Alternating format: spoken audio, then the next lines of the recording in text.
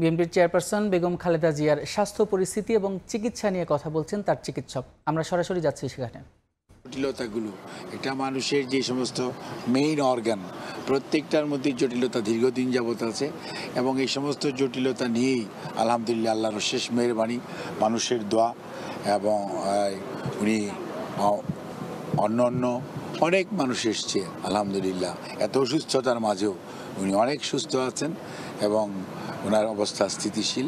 যদিও উনি সাধারণ মানুষের মতো চলাফেরা করা, কাজ করা বা কথা বলা সেগুলো হয়তো উনি করেন না, তারপরেও এত অসুস্থতার মাঝেও, এত প্রতিকূলতার মাঝেও ওনার অবস্থা আল্লাহর রহমতে মানুষের দোয়ায় অনেক স্থিতিশীল আছে। ধন্যবাদ। সরাসরি যুক্ত ছিলাম এভার কেয়ার হাসপাতালে।